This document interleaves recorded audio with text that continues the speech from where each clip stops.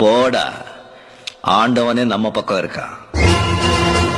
இதான் நம்ம அங்கம், நீ சீண்டு நம்பங்கம், ஒரு சங்கம், நான் 1000 சிங்கம், என் காட்டுல மாட்டு நான். ஹலோ, ஹாய், வணக்கம், it's me okay all. Welcome to வக்கீரா யூனிவர்ஸ். வந்து விட்டேன். எஸ், என் ஒரிஜினல் கெட்டப்ல வந்துட்டு, அதனால வந்து இன்னைக்கு ரோஸ்ட் பண்ணலான்னு சொல்லி முடிவு பண்ணி தான் வந்திருக்கேன். எதை பத்தினா, எப்பப்பா உனக்கு கல்யாணம், எப்பப்பா கல்யாண சாப்பாடு போட பாரு, நாங்கெல்லாம் கல்யாணம் பண்ணிட்டோம், நீ ஒன்னும் கல்யாணம் பண்ணலையா, ஏன் அப்படி இருக்க அப்படின்னு வந்து பேசுவாங்க. அவங்கள வறுத்து எடுக்கிறதுக்காக தான் நான் வந்திருக்கேன் இன்னைக்கு. ஓகேவா? அது மட்டும் இல்ல, என் வன்மத்தை கக்கவும் வந்திருக்கேன். அடிஷனல் 2 அது மட்டும் கிடையாது, அட்மோ. ஓகேயா? சிங்கிளா யாராச்சும் இருக்கீங்களா? அவங்களுக்கு வந்து அட்வைஸ் அண்ட் மோட்டிவேஷனாக இந்த வீடியோ இருக்கும். யாராச்சும் இந்த கல்யாணம் பண்ண போறாங்க, அவங்களுக்கு வந்து இது வந்து ஒரு அட்வைஸ் மாதிரியாவும் இது இருக்கும்.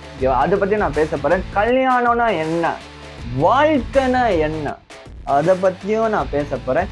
எல்லாம் கலந்த ஒரு கலவை தான் இந்த ஒரு வீடியோ. அதனால வந்து கடைசி வரைக்கும் பாருங்க, அப்பதான் நான் என்ன சொல்ல வரேன்னு உங்களுக்கும் புரியும், இந்த டாபிக்கும் புரியும், இல்லை நான் சொல்ல வர விஷயமும் புரியும். ஓகேவா? சரி, வள கொலை பேசாம நேரம் உங்களை வந்து வீடியோக்குள்ள கொண்டு போறேன். அதுக்கு முன்னுக்கு யாராச்சும் புதுசா பாக்குறீங்கன்னா மறக்காம என் யூடியூப் சேனலை சப்ஸ்கிரைப் பண்ணிட்டு பாருங்க.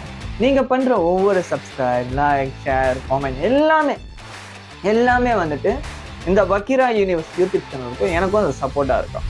ஓகேவா? சரி, வள கொலை பேசாம வீடியோக்குள்ள போலாம். Come on, let's go. இனி நான் போற பாதை சிங்கப்பாதை.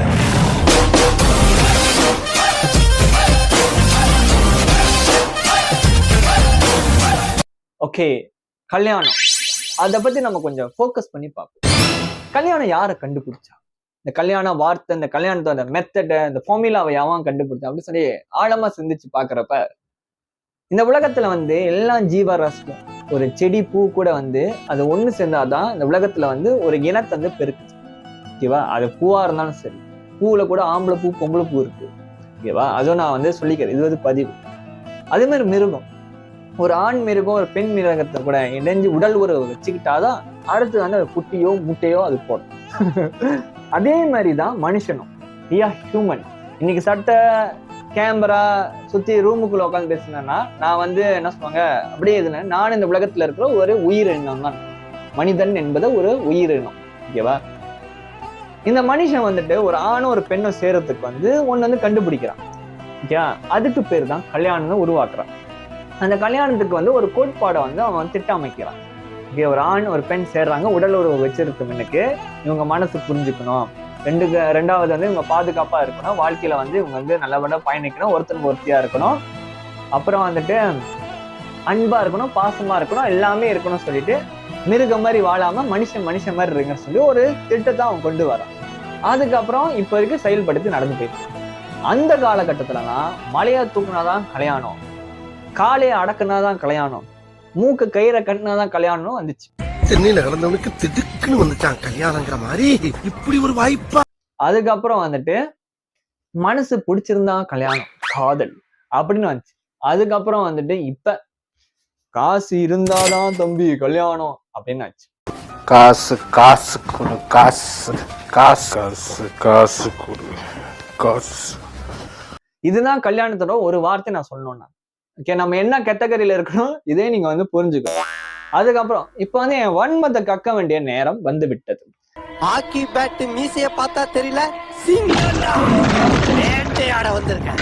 இப்ப வந்து சோசியல் மீடியால வந்து நீங்க போய் பாத்தீங்க, இப்ப வந்து நான் வந்து ஒரு 19 கிட்ஸோட ஒரு தலைவனா வந்து இப்ப வந்து பேசுறேன். எல்லாத்தோட சாட்சியை நான் வந்து பேசுறேன். நீங்க போய் பாத்தீங்கன்னா எவ்வளவு பேர் மனம் குமுறிக்கிட்டு இருக்காங்க கல்யாணம் பண்ணாம. மீம்ஸ்ல இருந்து அவனை வந்து வருத்திக்கிட்டு ஒரு மாதிரி சைக்கோவா இருக்கான். எதை பத்தின கொஞ்சம் ஆழமா எட்டி நான் பார்த்தேன்னா, அடுத்தவன் அந்த வாயினால, தெரிஞ்சவன் வேற யாரும் இல்லை, நம்மளுக்கு தெரிஞ்சவன் தான், நம்ம வாயினால வருத்தப்பட்டுக்கிட்டு இருக்காங்க நிறைய பேர். அதெல்லாம் நானும் வரும். ஓகேவா? அது என்னன்னு சொல்லிடுறேன். நான் எங்கேயாச்சும் ஒரு ஃபங்க்ஷன் போறேன், ஃபங்க்ஷனோ டின்னரோ திருவிழாவோ எங்கேயாச்சும் போறேன், யாராச்சும் நீ வந்து பாக்குறேன், பார்த்தன ஹே எப்படி இருக்க, சர்ப்ரைஸ், சாப்பிட்டியா, எப்படி எவனா என்னை கீழே கேட்குறது பார்த்தானே, டேய் வந்துட்டியா எரும மாடு மாதிரி ஆயிட்ட, எப்ப கல்யாணம்?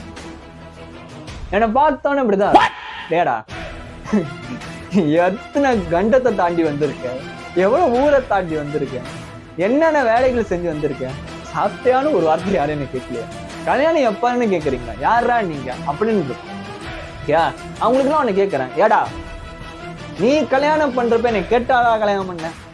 இல்லதானே, ஏதோ என்னோட பெரிய ஆளா ஆயிட்ட, வயசு கூட, அதுக்குன்னு வந்து நீங்களாம் சொல்லு கேக்குறதுக்கா எங்க அப்பா அம்மா என்னை பத்து விட்டு இருக்காங்க சொல்றீங்களா? ஏன்டா அப்படி இருக்கீங்க, ஏன்டா அப்படி இருக்கீங்க? அதுக்கப்புறம் வந்து இவங்களோட வேலை வந்து என்கிட்ட மட்டும்தான் அப்படி வந்து பேசுறாங்க கிடையாதுங்க, கிடையாது. இவங்க தெரிஞ்சவங்க யாச்சும் இந்த வயசுக்கு வந்து ஆம்பளை பையனோ இல்ல பொம்பளை பிள்ளையோ பாக்குறாங்க, ஓகே இப்ப போயிட்டு அவங்க மனசை வந்து நோகடிச்சு அவன் சந்தோஷமா வருவான் அந்த இடத்துக்கு, ஒரு திருவிழாவுக்கோ ஒரு டின்னருக்கோ ஃபங்க்ஷனுக்கோ அவன் சந்தோஷமா வருவான், அழகா எடுத்துட்டு ஸ்டைலா எல்லா கவலையும் தூக்கி போட்டு அவன் வருவான், அவனோ அவளோ வரான். இவங்க நேரா போவாங்க, வாயை வந்து தொங்கன வாயை வச்சுட்டு போவாங்க. போயிட்டு இந்த ஒரு வார்த்தை சொன்னாங்க, எப்ப கல்யாணம் சப்போர்ட் போடுவாங்க, வயசு ஏறிட்டே போது சீக்கிரம் கல்யாணம் பண்ணு. அந்த பிள்ளை அப்ப இடிஞ்சு போய் உட்காந்து, ஓ மை காட், அவங்க வீட்டுல மேபி வரன்னு தேடிக்கிட்டு இருக்கலாம், இல்ல அவங்க வீட்டுல என்னச்சு ஒரு சிச்சுவேஷன் இருக்கலாம், இன்னொரு ஒரு விஷயம் அவங்க குடும்பத்துல நடந்துகிட்டு இருக்கலாம், ஓகேவா, பண விஷயமாவோ மன விஷயமாவோ என்னச்சும் இருக்கலாம். அந்த பிள்ளை எல்லாத்தையும் மறந்து அந்த ஒரு இடத்துக்கு வந்தா ஆணும் பெண்ணும் யாரோ ஒருத்தங்க அந்த பிள்ளை வந்துச்சுன்னா நீங்க சொல்ற அந்த வார்த்தைனால அந்த ஒரு மனசு எவ்வளவு பாதிக்கப்படும். ஏடா முட்டா பையனுங்களா, நீங்க கல்யாணம் பண்ணிட்டீங்கன்னா சந்தோஷம், அந்த காலகட்டம் வேற இந்த காலகட்டம் வேற. நாங்க வாழ்ந்துகிட்டு இருக்கிறது 2024. இப்போ உள்ள காலகட்டத்தை எதை தொட்டாலும் பணத்தினாலதான் இந்த உலகமே சுத்திக்கிட்டு இருக்கு. ஒரு தண்ணி குடிச்ச கூட அதுக்கு தேவை கட்டணும்னா பணம். ஆனா நீ என்ன பண்ற, சப்போஸ் ஃபேமிலியோட போயிட்டேன், நீ என்ன பண்ற, எங்க அம்மா காதுல ஊதுற, அங்க எங்க அப்பா வராது, அங்க அப்பா காதுல ஊதுற. அதுக்கப்புறம் அவங்க வயசானவங்க, ஏற்கனவே அவங்களுக்கு உடம்புல என்னென்ன வியாதிகள் இருக்கும், என்னென்ன நோயில அவங்க இருக்காங்களோ கேட்டு எவ்வளவு ஃபீல் பண்ணுவாங்க. அதை என்னைக்காச்சும் யோசிச்சிருக்கீங்களா? பிள்ளை வளர்ந்துருக்கு, என்ன நீங்க அக்கறை இல்லாம இருக்கீங்க, கல்யாணம் பண்ணுவீங்க. எத்தனை பேரண்ட்ஸ் வந்து வருத்தப்படுறாங்க தெரியுமா? நீங்க அந்த மாதிரி அந்த வார்த்தை பாய்க்கிறனால எத்தனை பேரண்ட்ஸ் வந்து வருத்தப்படுறாங்க. அறிவில்ல, நீங்க சும்மா கேட்டு போய் உன் பிள்ளைக்கு நடந்துருச்சுன்னா, உன் மகனுக்கும் மகளுக்கு நடந்துச்சுன்னா அடுத்தவங்க கேட்காது, அதை நல்லா பார்த்துக்கோ, ஓகேவா, அதை நல்லா பார்த்துக்கோ, அடுத்தவங்கிட்ட வராத, ஓகே, அடுத்தவங்கிட்ட வந்துடாதீங்க. அந்த மாதிரி கேட்டு போய் எத்தனை பேரண்ட்ஸ் வந்து வருத்தமா இருக்காங்க, அவங்க அந்த பிள்ளையோட வாழ்க்கையை நினைச்சு வருத்தப்படுறாங்க. இது வந்து ஜோடோ, இது வந்து இந்த ஜோடோ வந்துட்டு இந்த ஜோடோங்க நாயில பேசுறேன், ஜோடோங்கிற தமிழ்ல இருந்து ஜோடிங்க, இந்த ஜோடியை பொறுத்து வந்துட்டு இது ஆண்டவனால தீர்மானிக்கப்பட்டது. எல்லாம் கடவுளுக்குள்ள தான் இருக்கு. இதுல வந்து நீ யாரு கடவுளா வந்து என் கேள்வி கேட்கிற, எப்ப கல்யாணம், எப்ப சாப்பாடு போடுவார், உனக்கு பசிச்சா சொல்லு, நான் வந்து காசு கொடுக்குறேன், போய் கடையில போய் வாங்கி சாப்பிடு, நல்லா பிரியாணி போடுறேன், என்ன பிரியாணி, கேப்சி வாங்கி கொடுக்குறேன், என்ன கேப்சி, வடை பாயசத்தோட சோறு போடுறேன், என்ன வேணா பண்ணிட்டு போறேன். ஆனா என்கிட்ட கேட்காது, கல்யாண சாப்பாடு என்கிட்ட கேட்காது. செய்யறப்ப ஊரறிய உலகறிய சொல்றேன், அப்ப வந்து சாப்பிட்டு போங்க, அது வரைக்கும் அந்த கேள்வி கேட்காதீங்க. இவங்க அப்ப இருக்கிறானே பரதேசி நாய், ஒரு நாள் இல்ல ஒரு நாள் அவனை ஓட விட்டு ஒதைக்க போறான் பாரு. இவங்க ஆத்தாக்கார இருக்காளே, அவங்க அப்பனையே மிஞ்சிருவா. இந்த வயசுல ஜெயமாலி மாதிரி ஆட்டம் போடுறான்னா பாத்தீங்க. ஏன்ட்ட மட்டும் இல்ல, இந்த 90 கிட்ஸ்ல போறதும் கேட்காதீங்க, அவன் இலக்க நோக்கி ஓடிக்கிட்டு. இப்புள்ள விலைவாசி பத்தி பேசுறேன், ஒரு கல்யாணம் பண்றதுக்கு இப்ப நிறைய பேர் இந்த பெரிய ஆளுன்னு வந்து கேட்பாங்க, அதுக்கப்புறம் ஒருத்தர் இருக்காங்க நம்ம வயசுல இருக்கிறவன் வந்து ஒருத்தன் வந்து சொல்லுவான் எப்ப கல்யாணம் பண்ணி, அது அப்புறம் வர முதல்ல இந்த விலைவாசி மேட்ருக்கு வந்துடுறேன், ஏன்னா ஒரு ஃப்ளோல வந்துகிட்டு இருக்கு, டக்குன்னு சொல்லிடுறேன், இல்லாட்டி மறந்துடுவேன். இந்த விலைவாசி ஒரு கல்யாணம் பண்றது இப்புள்ள காலத்துல சொல்றேன், நீங்க ஓகே வீட்ல அரேஞ்ச் மேரேஜோ லவ் மேரேஜோ வச்சுக்கோங்க, அது உங்க பிரச்சனை. நிச்சயதார்த்தத்துக்கு ஒரு செலவு இருக்கு, உண்மையா இல்லையா? ஒரு செலவு, ஓகே, சிம்பிளான செலவு வந்து 1000 வெள்ளியோ ஒரு 500 வெள்ளிக்குள்ள ஒரு கணக்கு போட்டுக்கோங்க. அதுக்கப்புறம் நிச்சயம் பண்ண சாதாரணமா நிச்சயம் பண்ணுவீங்க, பூ வாங்க மாட்டீங்களா? மோதிரம் வேணவா? சரி, மோதிரம் வந்து நிச்சயத்துக்கு போலாடியாச்சோ ரிஜிஸ்டருக்கு மோதிரம் போட்டாகும், கண்டிப்பா போட்டாகும், ஓகேவா? அங்க ஒண்ணு பில்ல போடு. அன்னைக்குதான் என் ஃப்ரெண்டு சொன்னா 2 மோதிரம் வாங்கினானா, போய் பார்த்தானா, பார்த்துட்டு வாங்கிட்டு வந்தானா, 7000 வெள்ளியா, சிம்பிளான மோதிரம். 7,000 ringgit கப்பிள் ரிங். ஓகே, அதுக்கப்புறம் ஓகே இது வந்து நிச்சயம் இது சார் ரெஜிஸ்டர்னா சாதாரணமா பண்ணுவீங்களா? அதுக்கு வந்து ஊரை கூப்பிடணும், ஐ மீன் தெரிஞ்ச சொந்தக்கார பந்தக்காரன் கூப்பிடணும், எல்லாம் அவனுக்கு கோச்சிக்குவானுங்க. ஓ ஏன் சாட்சியா நீங்க வந்து கல்யாணம் என்னதை ரெஜிஸ்டர் பண்ணல, கல்யாணமே ஒண்ணு நடக்கல, வந்துருவானுங்க. இப்போ என்னைய கூப்பிடல பாரு, ஒரு சாப்பாடு கூட கொடுக்கறதுக்கு இவ்வளவு கஞ்சா பண்றாங்க இவனுங்க சொல்லுவானுங்க. அப்புறம் அவனும் கூப்பிடும், அவனுக்கு ஒரு செலவு. ஓகேவா, ரெஜிஸ்டர் போற பண்றேன், போட்டோ எடுக்க மாட்டியா? அதுக்கப்புறம் தான் ப்ரீ வெட்டிங் போட்டோ ஷூட்னு ஒண்ணு நடக்கும். அவன் புடுங்குவான், எடுத்தோம் 4,000 கொடு 3,000 கொடுன்னு சொல்லிட்டு. நீ போட்டோவுக்கு மாட்டான், வீடியோக்கு சும்மா. அப்ப மேக்கப்க்கு, பொண்ணுக்கு மேக்கப்பு, அது காசு எவன் கொடுப்பான்? உங்க அப்பா நான் கொடுப்பான் அதுக்கு. அதுக்கப்புறம் வந்துட்டு அது முடிஞ்சோடனே அதுக்கப்புறம் வந்து கல்யாணம். அது வந்து சொந்தக்கார பந்தக்காரனுக்கு வந்து நம்ம நிச்சயம் ஒன்று செய்யணும், சடங்கு செய்யணும், அதுக்கு ஒரு அமௌண்ட்டு. அதுக்கப்புறம் வந்துட்டு இந்த டே 1 ஐ மீன் மண்டபத்தை புக் பண்ணோம், அதுக்கு ஒரு அமௌண்ட்டு. ஐயரை கூப்பிடணும், அதுக்கு ஒரு அமௌண்ட்டு. சாப்பாடு போடணும், அதுக்கு ஒரு அமௌண்ட்டு. அங்க ஒரு போட்டோகிராஃபர்லாம் கூப்பிடணும். இப்ப ப்ரீ வெட்டிங் முடிஞ்சா அப்ப இங்க ஒண்ணு, அதுக்கு ஒரு அமௌண்ட்டு. அதுக்கப்புறம் டெக்கரேஷனுக்கு ஒரு அமௌண்ட்டு. அதுக்கப்புறம் என்னது, எல்லாத்தையும் தாலியை விட்டுட்டா அதுக்கு ஒரு அமௌண்ட்டு. சும்மா வெறும் கையை வீசிட்டு வாமா இதெல்லாம் படத்துல பேசலாம். கட்டின புடவையோட அவனை காப்பாத்தலாம். அப்படி நான் ஒரு ஆம்பளை பையனா பிறந்துட்டேன்னா இதெல்லாம் செஞ்சு ஆகணும். தாலி எடுத்து கொடுக்கணுங்குவாங்க, அப்புறம் வந்துட்டு இது செஞ்சு கொடுக்கணும், அது செஞ்சு கொடுக்கணும். அதெல்லாம் சும்மாவா? அவ்வளவு காசு செலவும். ஒரு பொண்ணு அவ வந்து ஒருத்தன் கல்யாணம், அவளும் வந்து தான் புருஷனோட கௌரவத்தை வந்து கீழே இறக்கிடக்கூடாதும், காதலிச்சுட்டேன் பிடிச்சிருக்கு அந்த பொண்ணு எவ்வளவு கஷ்டப்பட்டுக்கிட்டாங்க, தவிச்சுக்கிட்டு இருக்கும்.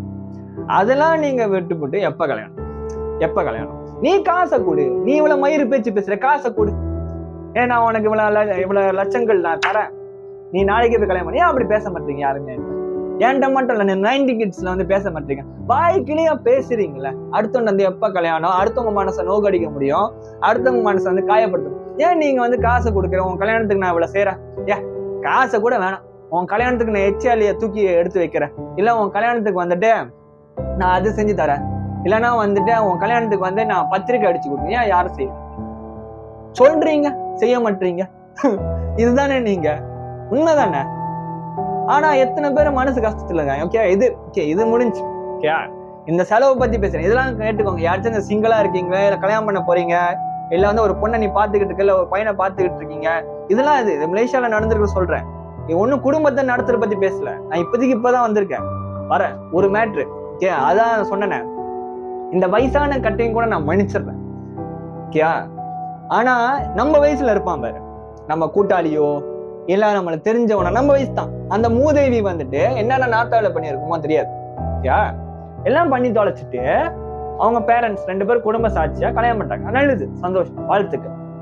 ஆனா உத்தம மாதிரி வந்து பேசுவானுங்க, நாங்களா கல்யாணம் பண்ணிட்டோம், நீ எப்படா கல்யாணம் பண்ண போற, அடுத்த கட்ட வாழ்க்கையில நீ வந்து போனா நீ கல்யாணம் பண்ணுடா, அப்பதான்டா நீ வந்து நல்லா இருப்ப, பாரு இப்ப வந்து நீ இப்படி இருக்க, வாழ்க்கை நீ கல்யாணம் பண்ணதான் அடுத்த கட்ட போக முடியும். ஏடா நாய நீ பல எதிர்நீட்டில் அடிச்சு பல புலம்பலை தாண்டி தான் கல்யாணம் பண்ணியிருப்ப. அவனுக்கு என்ன வருத்தம்னா வந்துட்டு அவன் அங்க அடி வாங்கிக்கிட்டு இருக்கான். ஏன்னா அதே ஆளு தான் வந்துட்டு என்கிட்ட சொல்லியிருக்கு. இது வந்து எல்லா வாழ்க்கையிலும் நடக்கிறது தான். கல்யாணம் முன்னுக்கு வந்து கல்யாணம் பண்ணோன்னே ஒரு வாரத்துல வந்து ஒரு பெரிய வீர சூரனா ஆயிடுவானுங்க. அதுக்கப்புறம் வந்துட்டு வந்து சொல்லுவானுங்க, என் மாமனார் வந்து புரிஞ்சுக்க மாட்டாரு, ரொம்ப பிரச்சனை பண்ணிட்டு இருக்கேன், என் மாமியார வாய் சரியில்லை, பாத்தியா என் பொண்டாட்டி வந்து அண்டர்ஸ்டாண்ட் பண்ணிக்க மாட்டேது, காசு பத்த மாட்டேது, குடும்பத்துக்கு எவ்வளவு சம்பாரிச்சேன் பத்தல. ஏன் வருது அந்த வார்த்தை? ஏன்னா பிளான் போடல. நீ வந்து பிளான் போடாம கல்யாணம் பண்ண, அதுக்கப்புறம் வந்து அடுத்தவன்ட்டு வந்து அதே மோட்டிவேஷன் வந்துட்டாரு ஸ்பீக்கரு வந்துட்டு அப்படியே மோட்டிவேஷன் பண்ண. ஏடா இதுதான்டா ஆரம்பத்திலே சொல்றாங்க எல்லாருமே. இப்ப எங்களை மாதிரி வந்து சிங்களாவோ இல்ல கல்யாணத்துக்கு யோசிச்சுக்கிட்டு பொறுமையா இருக்கிறவன வந்து நீ எப்ப கல்யாணம் பண்ணி கேட்கிற, நீ கேட்டோன்னு அவசரப்பட்டு நீ பண்ணிட்ட. இவரும் கேட்டிருப்பாங்க, எப்ப கல்யாணம் பண்றேன், ஓ எனக்கு வந்து கல்யாணம் பண்ணி ஆகணும், நீ போய் கல்யாணம் பண்ணிட்ட, இப்ப நீ அவசரப்பட்டுக்கிட்டு இருக்க. தப்பு உன் பேர்ல, என் பேர்ல கிடையாது. உண்மையா இல்லையா கைஸ்? ஓகே, அதுக்கப்புறம் வாழ்க்கை.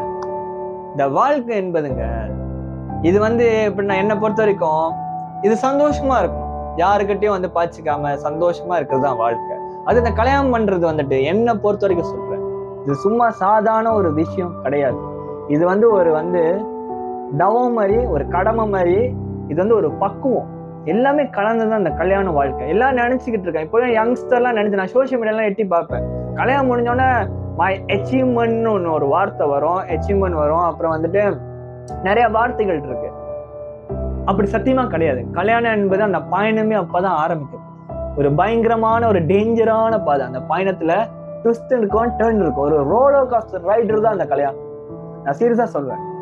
ஏன்னா லைஃப் வந்துட்டு எப்போதும் மேல போயிட்டே இருக்குது. டப்பு டப்பு டப்புன்னு ஏறி இறங்குறப்ப அப்ப உங்க வாழ்க்கை துணைவனோ துணைவியோ, ஹஸ்பண்ட் அண்ட் ஒய்ஃப் 2 பேரும் எப்படி நடந்துக்கிறீங்களோ அப்பதான் உங்களால அந்த பயணத்தை அழகா போக முடியும். இதுல நிறைய பேர் தோத்துனாலதான் டிவோர்ஸ் கேஸ்ல போய் உட்காந்துருக்கானுங்க, இல்லைன்னா வேற ஒருத்தன் கூட ஓடி போயிருக்கானுங்க, எல்லாத்தையும் விட்டு அம்போன்னு உட்காந்து. அவ்வளவுதான். இந்த மாதிரி ஆகுறதுக்கு பதிலா தனியா இருக்கலாம், தப்பு இல்லை. ஓகேவா? ஏன்னா கல்யாணம் வந்துட்டு ஈஸி, அது ரொம்ப கஷ்டமானதுங்க. ஒருத்தன் நம்பி வராங்க, நம்மளை நம்பி வராங்கன்னா அவங்கள நம்ம நல்லா பாதுகாக்கும். ஒரு ஆம்பளையோட இதான் நான் பேசுறேன். யாச்சும் ஆம்பளை பையனை பாத்தீங்கன்னா நான் சொல்றேன், நம்ம ஆம்பளை அதை நம்பி வருது, நம்மளுக்கு நிறைய கடமைகள் காத்துக்கிட்டு. சும்மா இல்லை, சும்மா கல்யாணம் பண்ணிட்டவா இதுல இருந்து என்னோட ஒய்ஃபை என் காலை அமைக்கி விடு, நைட் ஆனிச்சுன்னா பல வேலைகள் செய்வோம், மெத்தையில நினைச்சு, அப்படிலாம் கிடையாது. கல்யாணம் பண்ண பிறகு அதுக்கு பிடிச்சது என்ன, அதுக்கு சாப்பாடு செலவு, அதுக்கப்புறம் வீடு, அந்த பிள்ளைக்கு என்ன பிடிக்கும், அதுக்கப்புறம் வீடை மெயின்டைன் பண்ணும். குழந்தை பிறந்துச்சுன்னா அதுக்கு நீ ஓடணும், எல்லாத்துக்கும் நீ ஓடணும், எல்லாத்துக்கும் தயாரா இருக்கணும். அவ சொட்டுல அவங்க அப்பா என்ன சொன்னாங்க, அவங்க அந்த பொண்ணு சொட்டுல இருந்து கண்ணீர் வந்துச்சுன்னா அவங்க அப்பா அம்மா அங்க பதறும். நீ ஏன்னா அவங்க கையை பிடிச்சு கொடுக்குறப்பே உன்னை தார பார்த்து கொடுக்குறாங்க. நீ ஒரு அப்பாவாகவும் புருஷனாகவும் நண்பனாகவும் அங்க இருக்கணும். அதே மாதிரிதான் அந்த பொண்ணுக்கும் நீ எல்லாமா கலந்து அவங்ககிட்ட நீ இருக்கணும் அப்படின்னு சொல்லிதான் தார பார்த்து கையில கொடுக்குறாங்க. நம்மளை நம்பி அங்க கஷ்டப்பட்டுக்கிட்டு உட்காந்துச்சுன்னா அது பார்க்க நல்லா இருக்கும், நல்லா இருக்காது. ஓகேவா? அதுதான் நான் சொல்றேன். அதை நீங்க அதை தாண்டி வரணும். உங்களால முடியும், ஸ்டடி அப்படின்னா நீங்க கல்யாணம் பண்ணுங்க, தப்பே கிடையாது. அது அந்த பிள்ளை இப்ப பையனோ பொண்ணோ சொல்றேன், 2 பேர் கஷ்டத்துல இருந்து அவன் கையை நீ விடக்கூடாது, உன் கையை அவன் விடக்கூடாது. அந்த பையன் அப்படியே போனுச்சுன்னா வாழ்க்கை சூப்பரா இருக்கும். ஒருவேளை கையை விட்டு பிடிக்கிட்டு போனா இப்பயே போயிருங்க, சிங்கிளா இருந்துருங்க. என்னோட அட்வைஸ் அதான். காதல்னு பேரை சொல்லி வாழ்க்கையை கெடுத்துடக்கூடாது, கல்யாணம் பேரை சொல்லி வாழ்க்கையை அதையும் கெடுத்துடக்கூடாது. ஓகே? ஏன்னா காதல் என்பது தனி வீட்டுல இருக்கிறதுனால சந்தோஷமா இருக்கும். நீங்க உங்க அப்பா அம்மா பாதுகாப்புல இருக்கீங்க, அவங்க அப்பா அம்மா பாதுகாப்புல இருக்காங்க, சந்தோஷமா இருக்கும், எந்த ஒரு டிஸ்டர்பன்ஸும் இருக்காது. எப்போ வேணா வெளியே போகலாம், எப்போ வேணா கட்டி பிடிக்கலாம், எப்போ வேணா முத்தம் கொடுக்கலாம், எப்போ வேணா போன் பேசலாம். நான் உனக்கு புருஷன் மாதிரி, நான் உனக்கு பொண்டாட்டி மாதிரி கூட பேசலாம், தப்பே கிடையாது. ஆனா பொண்டாட்டி ஆவடா புருஷனா ஆவடா ஒரே வீட்டுல இருந்தாதான் உங்க காதலோட வேலையை முன்னாடியே அங்க தெரியும்.